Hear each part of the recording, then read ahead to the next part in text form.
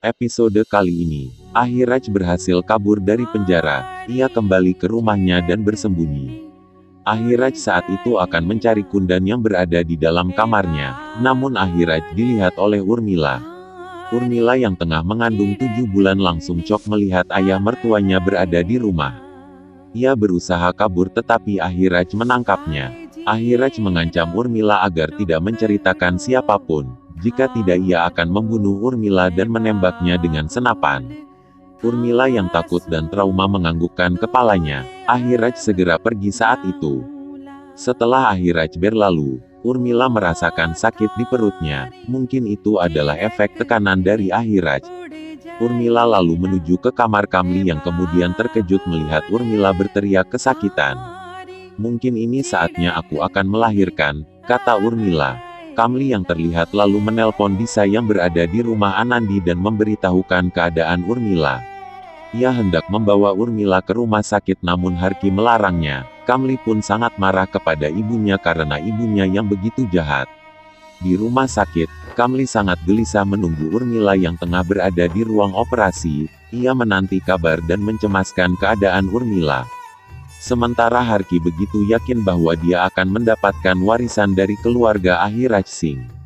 Tak lama kemudian dokter keluar dan memberitahukan bahwa ia telah berusaha sepenuhnya menyelamatkan Urmila dan anaknya namun mereka tidak terselamatkan. Mendengar keterangan dokter Kamli sangat terkejut dan begitu terpukul mendengarnya. Sementara itu di rumah Kalyani, Nimboli dan Disa telah menyiapkan peralatan untuk anak Urmila. Tiba-tiba pelayan memberitahukan ada telepon untuk Disa. Kamli yang menelepon Disa memberitahukan kabar Urmila dan bayinya yang tidak bisa diselamatkan. Disa sangat syok mendengar berita itu. Setelah menutup telepon Disa pun menangis sejadi-jadinya. Ia begitu sedih mendengar kepergian Urmila. Nimboli yang mendengar Disa menangis, lalu turun menghampirinya. Ia pun mengetahui bahwa orang yang ia anggap seperti kakak kini telah tiada. Disa meminta tolong kepada Anandi untuk mengantarkannya ke rumah Ahiraj. Jenazah Urmila dibawa ke rumah Ahiraj. Kamli dan Puskar yang sangat terpukul atas kepergian Urmila meratapi jenazah Urmila.